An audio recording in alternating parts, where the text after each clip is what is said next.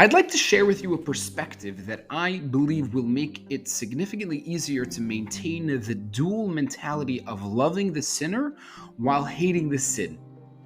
Avram Avinu was approached by Hashem and was told to look up at the sky, and Hashem told him, you see those stars over there?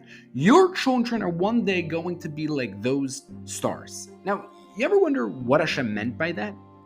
What, they were going to be as vast, as uncountable as the stars in the sky? Because it hasn't really ever panned out. The Jewish people, for the duration of our history, have remained between 12 and 17 million people. And if you compare that to the 2.83 billion Christians and the 1.8 billion Muslims and the 943 million Hindus and the 488 million Buddhists, that number is strikingly small. So what exactly did Hashem mean by that? So Reb Shamshon Raphael Hirsch explains that when Hashem was telling Avram that your children will one day be like the stars, he didn't mean that your children will be as vast and uncountable as the stars in the sky, but rather the same way you look up at a single star, and it seems so small and insignificant, and yet in reality is massive. There are stars that are more than 1,000 times the size of the sun. So to put that into perspective, the Earth is 7,918 miles in its radius. The sun is 430,000 miles in its radius. There are stars that are 1,000 times as big as the sun, which means there are stars that are 430 million miles in its radius and are hugely consequential to the health of the cosmos and the gravitational pull and the ozone layer, and yet appear to the human eye as a mere flicker in the night sky. So too Hashem tells Avram, your children might think of themselves at times as irrelevant and insignificant and redundant and inconsequential, just a random Jew riding the subway of life, and yet in reality have 430 million miles of holiness inside of them. They have a tafkid that no one in the entire world but them can accomplish. They are immensely consequential to the spiritual health of the entire universe. When the Mishnah in Sanhedrin Parak Daled Mishnah Hey says that when you save a Jewish life, it says if you save the entire world, it's not trying to be cute, it's not being hyperbolic. It's being literal. You save a Jewish person's life. I don't care who that Jew is. I don't care what he eats on Pesach. I don't care where he sends his kids to school. I don't care where she went to seminary. It's as if you saved the entire spiritual world because you did. Because that person has a tafkid that nobody else in the entire world can accomplish. And you preserve their spiritual contribution, which holds up the world in a literal sense. When we view another Jew, we have to view them more than merely a distant relative of our big Jewish family. They are someone handpicked by God to fulfill a spiritual mission, and we cherish them and their soul because we need them in their soul. And we therefore feel so bitter and uncomfortable when that person is abandoning their tafkid or allowing their holy soul, which the entire world relies on, to simply rot away.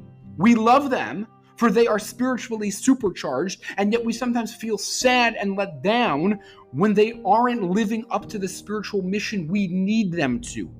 When we start the entire Maggid at the Seder with the calling out of Halach ma'an yadiachalu avosenu ba'arad Mitzrayim, kol dechvin yesev yecho, and we invite all Yidden in from the streets to partake in the Seder, we aren't merely being nice. We aren't merely making sure nobody goes hungry. We need to be doing that every week. In fact, we really need to be doing that every day. What's special about Leil Seder?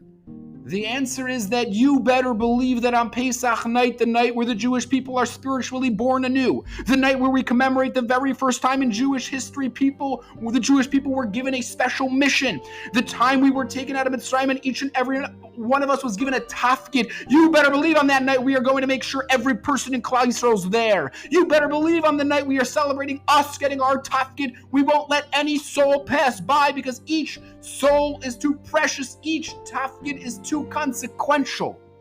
It's the exact same reason that according to the Gemara in Yuma, Yud Aleph Amud Beis, that saras is received on the body for Lashon Hara and on one's house if they didn't lend out their stuff.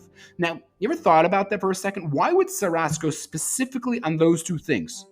Why? Because Hashem gives saras. Why doesn't Hashem just give saras to someone that has gaiva or anger or someone that lies or someone that's lazy or someone that's a thief? Why specifically Lashon Hara and not lending out your stuff?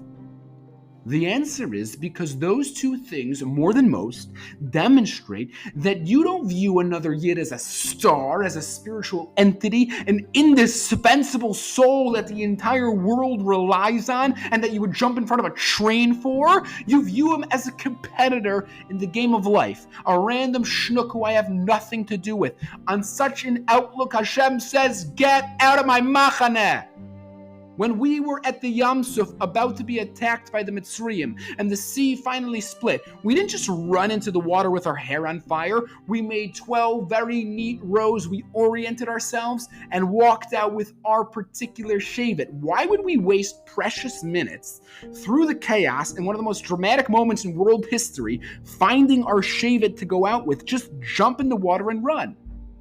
The answer is, we knew that the job of Shevet Ruvain isn't the same as the job of Shevet Naphtali, and Yehuda isn't the same as Asher, and Binyamin isn't the same as Shimon, and you better believe it, the very genesis of the Jewish people, the day we were getting our mission, you better believe we were going to leave with our specific tafkid, a tafkid that literally holds up the world. When we have this perspective, it becomes significantly easier to look at someone who might be doing the wrong thing and feel bad that the holiness inside of them is being sullied, and perhaps their tafkid isn't being performed, but to still love them for being the one chosen to carry it out.